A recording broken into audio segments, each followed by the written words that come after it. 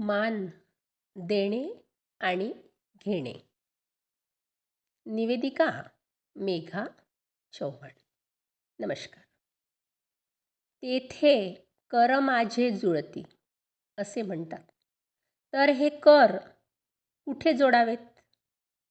मान खाली घालण्याचा प्रसंग येऊ नये असे असले तरी मान ताठ ठेवूनही दुसऱ्याला नतमस्तक होता येते.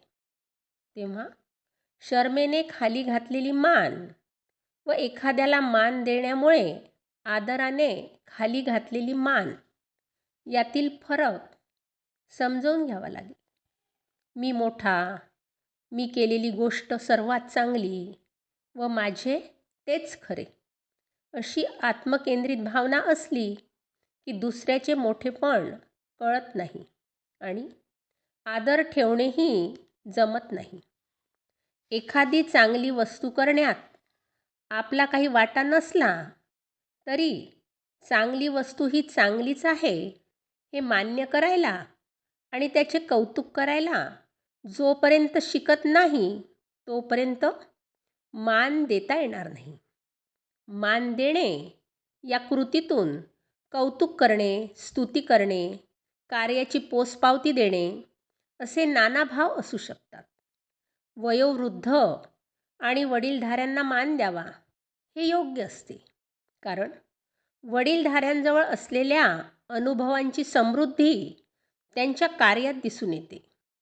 पुढील पिढ्यांना त्याचा उपयोग करून घेता येऊ शकतो. आदराचा एक मोठा उपयोग असतो. मान हा अरसपरस असा द्यायचा असल्यामुळे मान देण्याची खरी पद्धत माहीत नसली की छोटासा गुच्छ देणाऱ्याने कमी मान दिला आणि भला मोठा गुच्छ देणाऱ्याने जास्त मान दिला असे होत नाही. तसेच भेट द्यायला विकत आणलेली वस्तू मानाचे प्रतीक असते. भेट द्यायला आणलेली वस्तू छोटी, मोठी, स्वस्त, महाग वगैरे व्यक्तिगत आणि एकूण आर्थिक परिस्थितीवर अवलंबून असतात. महाग किंवा किमती वस्तू दिली म्हणजे अधिक मान दिला असे नसते. किंबहुना मान देणे वस्तूशी संबंधित असूच शकत नाही.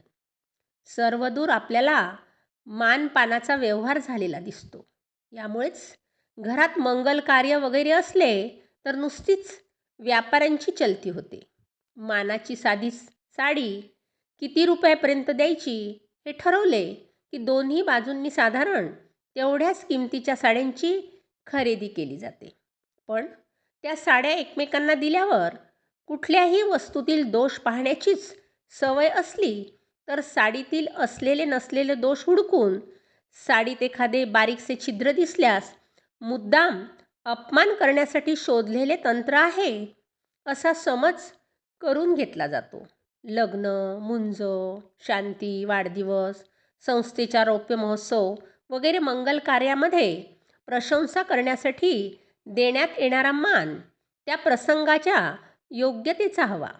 घेणारा मनुष्य छोटा असला तरी मान देताना देणाऱ्याचा मोठेपणा, त्याची ऐपत, त्याची श्रीमंती दिसली पाहिजे. गुडघ्याला हात लावून नमस्कार करणारे, खाली वाकून नमस्कार करणारे वा साष्टांग नमस्कार करणारे हे स्वतःची जागा दाखवत असतात. क्वचित प्रसंगी मान देण्याचे नाटकही होऊ शकते. पण ते जर नाटक नसले तर व्यवहार व खरा मान देणे याचा भेद समजावून घेता येतो. ज्या ज्या ठिकाणी मन जाय माझे, त्या त्या ठिकाणी निजरूप तुझे. मी ठेविते मस्तक ज्या ठिकाणी, तेथे तुझे सद्गुरु पाय दोन्ही. असे म्हणत असताना भारतीय संस्कृतीने मान देण्याची, आदर देण्याची, निष्ठा दाखविण्याची परिसीमा दाखविली आहे. मोठेपणा नेहमीच बुद्धिमत्तेचा किंवा डोक्याचा भाव असतो. म्हणूनच सद्गुरूंच्या पायावर डोके ठेवणे ही दोन विरुद्ध टोके जवळ आणणे हे जर बालपणापासून मनावर बिंबले तर सामर्थ्य, बुद्धिमत्ता, शौर्य, मैत्री या गोष्टींना वेळच्या वेळी मान द्यायचे संस्कार मनावर बिंबवले जातात व तशीच सवय लागते. धन्यवाद.